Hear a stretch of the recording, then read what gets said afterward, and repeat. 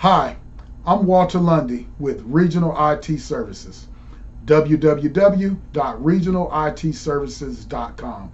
Professional technology assistance, computer repair, IT services, reliable web hosting, email, and affordable domains. I'm here to talk about the ugly part of interviewing, and that's usually when it comes to negotiating your salary. Now, I've been in this business for almost 20 years now, which means I've been on a lot of interviews, at least over 100 interviews. Oftentimes, those are contract roles, day contracts, 1 month contracts, week, two, things of that nature. What you have to understand, for the most part, employers already have a budget allocated for your position. Oftentimes, I just come straight out and ask, what is that number? Sometimes they're willing to divulge that information, other times they're not. Oftentimes, employers will ask you for your salary history or what you were making at your previous position. I normally respectfully decline to answer that question. I inform them that that would put me at a disadvantage in negotiating my salary here for this position. What you also have to understand is that all work environments are not created equally. There's different things that go into play. How stressful of an environment is, how customer facing it is, how fast paced, how many C-level executives you'll be dealing with on a normal basis, how often you'll be reporting to multiple people on a project, how often you'll be dealing with rudeness and arrogance as the norm. All of those things factor into play versus if you're doing the same position but in a more laid back, non-customer facing environment.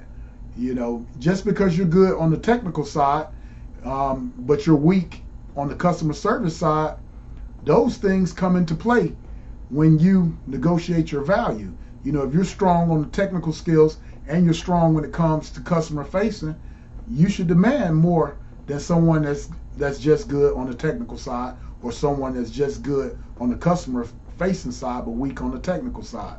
All of those things factor in when you negotiate your salary. You have to understand that employment is a two-way street. They're not taking their time interviewing you and taking away from their schedule because they're not looking to hire someone. They're looking for quality as well. What you also have to remember is you get what you pay for. I heard Shaquille O'Neal say this. There is a different price in the cost of a Mercedes versus a BMW. Quality matters, and you're going to pay for quality. I'll just give two recent examples that I just recently experienced. Part of one of the services I offer is I contract myself out to other companies, either sometimes to fix a technical issue for them in a consultant role or to run tickets and represent their company. In the process of negotiating my salary, the employer came back and said that that price was too high. It also mentioned to me that the previous person they sent to represent their company showed up to the customer site in a red jogging suit. I also let the customer know, for the price that you're offering, you're going to get red jogging suit guy.